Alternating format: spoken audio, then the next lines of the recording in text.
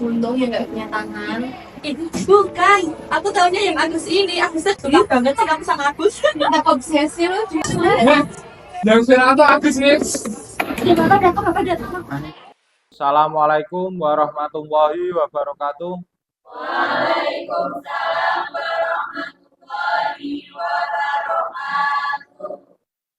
Selamat pagi semuanya. Gimana kabarnya kalian hari ini? Sebelum memulai kegiatan pembelajaran, silahkan ketua kelasnya memimpin doa terlebih dahulu. Berdoa mulai.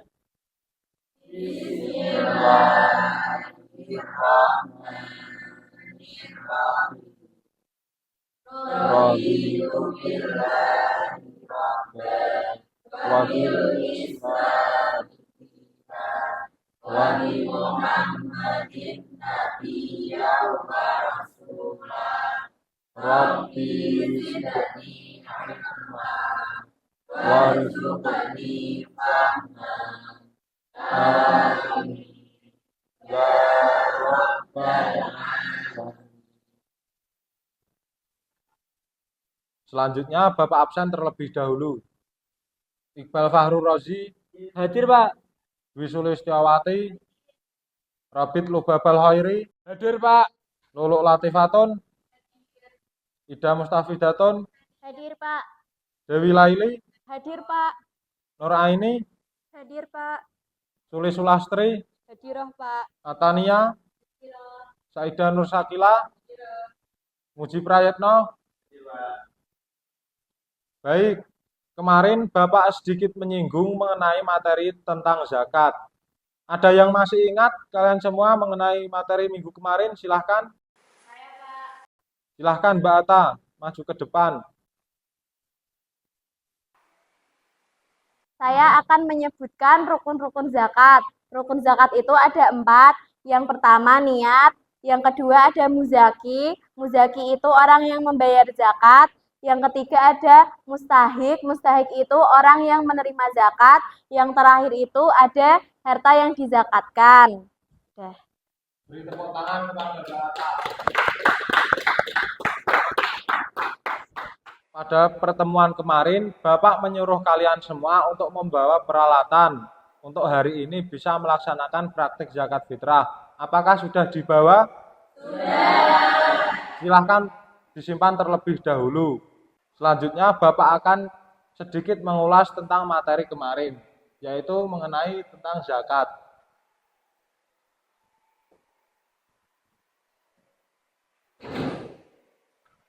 Pada pertemuan kemarin, Bapak sudah menjelaskan materi mengenai tentang zakat. Pada hari ini kita sedikit mengulas lagi materi tentang zakat sebelum kita melakukan praktek zakat fitrah bersama-sama. Yang pertama, pengertian zakat. Zakat adalah rukun Islam yang ketiga yang diwajibkan pada tahun kedua Hijriah. Menurut bahasa, zakat berarti zaka yuzaki taskiyan zakatan yang berarti suci, tumbuh dan berkembang. Sedangkan menurut hukum Islam, zakat berarti mengeluarkan atau memberikan sebagian harta yang sudah mencapai haul atau nisab atau batas yang ditentukan menurut syariat kepada orang yang membutuhkan.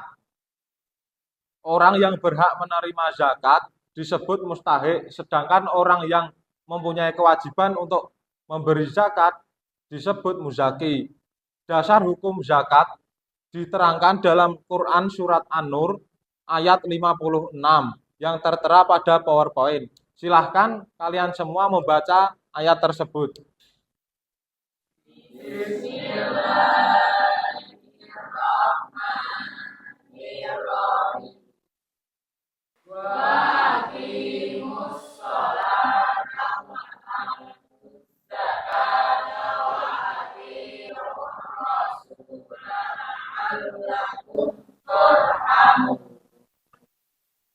Terima kasih.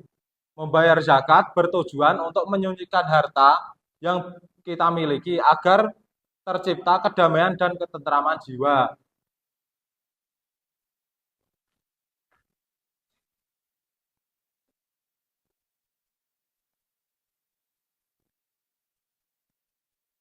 Zakat bertujuan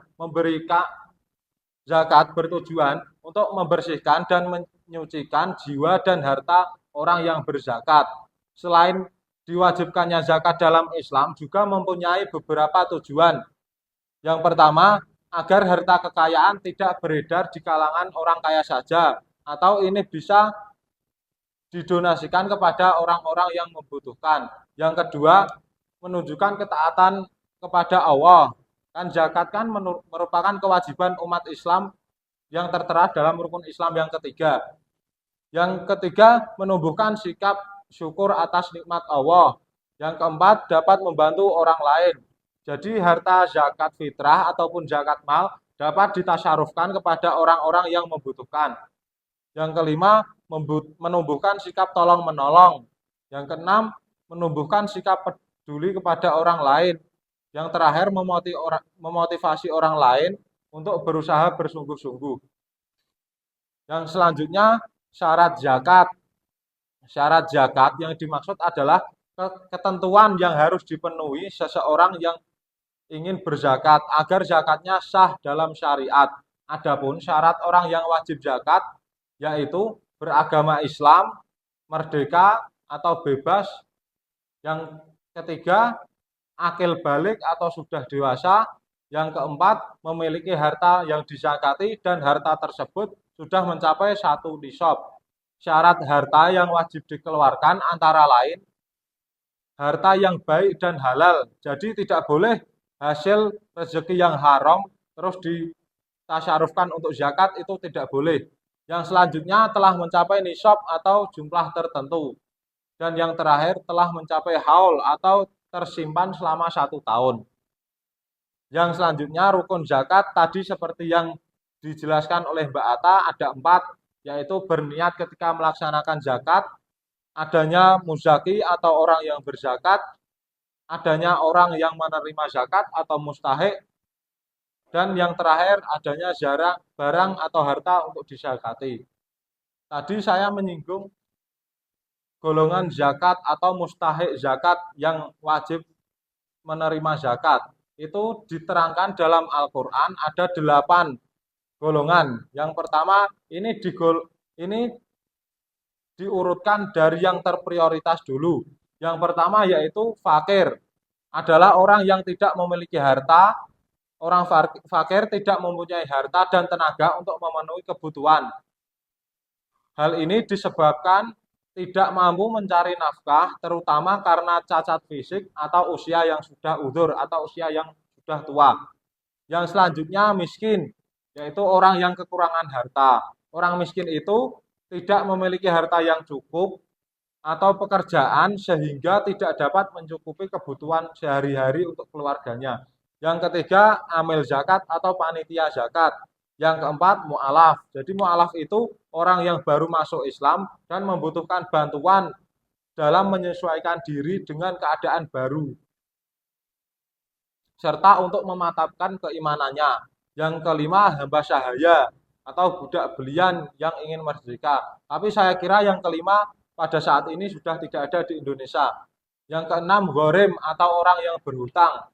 Ghorim ini orang yang terlilit hutang dalam memenuhi kebutuhan hidupnya dan tidak sanggup melunasinya kecuali dengan bantuan zakat.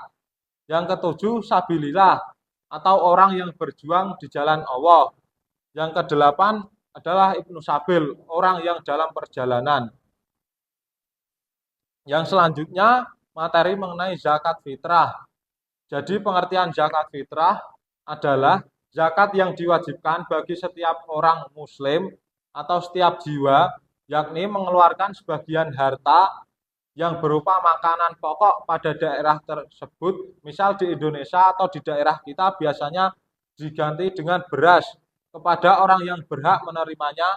Orang yang berhak menerimanya ada di sini 8. Zakat fitrah wajib hukumnya bagi setiap jiwa atau individu. Didasarkan kepada hadis Rasulullah yang berbunyi an Abi Umar Rasulullah sallallahu alaihi wasallam farada zakatal fitri min ramadana 'alan nasi so'an min tamrin au so'an min sya'irin au kulli hurrin au abdin dzakarin au an minal muslimin. Yang artinya dari Ibnu Umar bahwasanya Rasulullah Shallallahu Alaihi Wasallam bersabda mewajibkan zakat fitrah pada bulan Ramadan kepada semua orang Islam, orang yang merdeka atau hamba sahaya, laki-laki atau perempuan sebanyak 1 sok atau 3,5 liter kurma ataupun gandum. Didasarkan pada hadis di atas, zakat fitrah diwajibkan kepada setiap muslim yang merdeka maupun budak, laki-laki maupun perempuan, besar maupun kecil, kaya maupun miskin. Zakat fitrah dikeluarkan seseorang untuk dirinya sendiri atau orang-orang yang menjadi tanggung jawabnya. Seorang bayi yang masih di dalam kandungan tidak diwajibkan zakat. Namun, seorang bayi yang lahir sebelum matahari terbenam di akhir bulan Ramadan, itu zakatnya tetap wajib ditunaikan. Demikian juga seseorang yang meninggal dunia setelah matahari terbenam pada hari terakhir bulan Ramadan. Zakat fitrahnya tetap wajib dibayarkan. Kadar zakat fitrah yaitu ketika zakat beras, kadarnya atau besarnya kira-kira 1 sok atau 2,5 kilogram atau 3,5 liter. Ini bisa kita praktekkan nanti setelah saya mengulas pembelajaran ini. Yang ketiga, waktu pembayaran zakat. Waktu utama yang mengeluarkan zakat adalah sejak matahari terbit hari Idul Fitri hingga menjelang sholat Id. Akan tetapi zakat fitrah juga dapat dikeluarkan sejak awal bulan Ramadan sampai akhir bulan Ramadan. Apabila zakat fitrah ini diserahkan setelah selesai sholat Id, maka zakat tersebut tidak dikategorikan zakat fitrah, akan tetapi dikategorikan sebagai sedekah. Yang terakhir, niat zakat fitrah.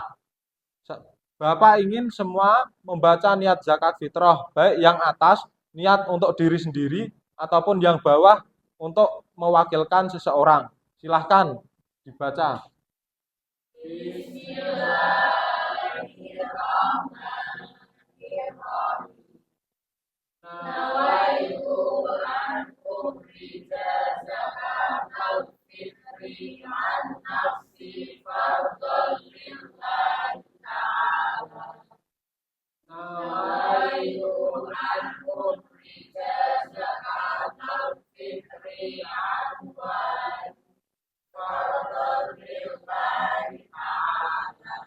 Terima kasih.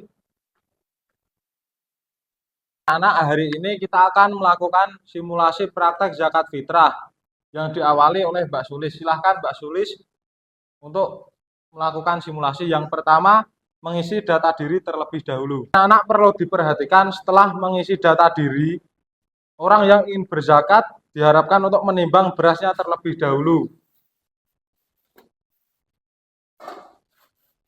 Dan bisa dipastikan bahwa timbangan tersebut mengarah ke angka 2,5. Pada proses yang selanjutnya, orang yang memberikan zakat menyerahkan kepada panitia zakat.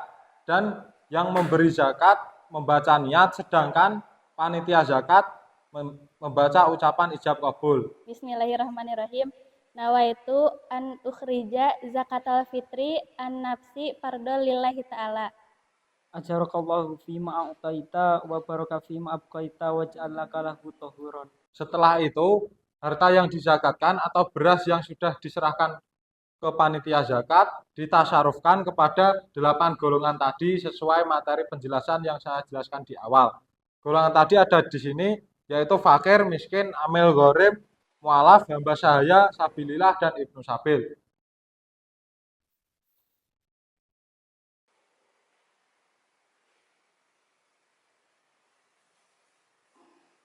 Silahkan kembali. Baik anak-anak, praktek yang selanjutnya silahkan didemonstrasikan sesuai apa yang saya contohkan tadi kepada Mbak Sulis. Silahkan dimulai dari Mas Iqbal. Aku timbang dulu ya. Ya.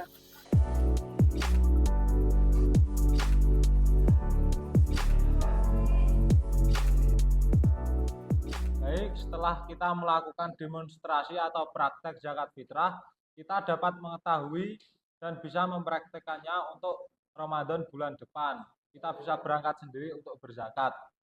Sebelum saya tutup pembelajaran pada hari ini, silahkan salah satu mengevaluasi pembelajaran dari ini dari awal sampai akhir. Siapa angkat tangan? Saya, Pak. Silahkan Mas Robit. Baik, saya akan mengevaluasi demonstrasi yang sudah kita lakukan tadi. Selebihnya kita sudah melaksanakan apa yang dijelaskan oleh Bapak Fauzan. Pertama, ada rukun zakat. Rukun zakat kan tadi ada 4. Yang pertama yaitu niat. Kita sudah melakukannya tadi ketika kita sedang menerima. Lalu ada muzaki, kita yang memberikan atau seorang yang memberikan. Tadi sudah ada Mbak Sulis yang telah menjadi muzaki.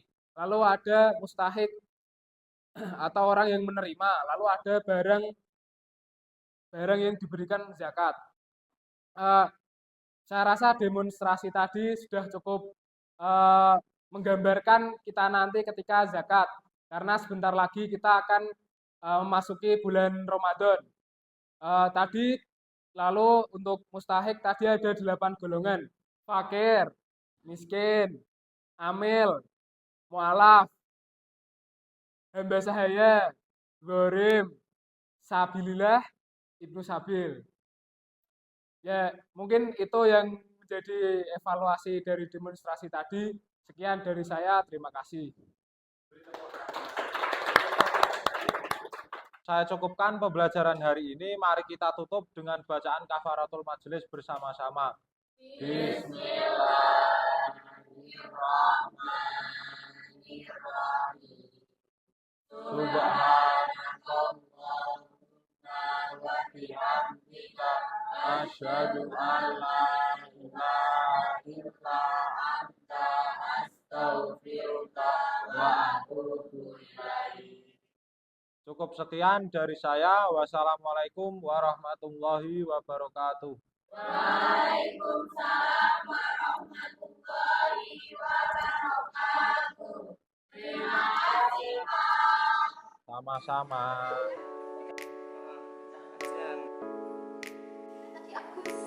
Ya bener apa? Jangan kau baca buku. Tadi kan yang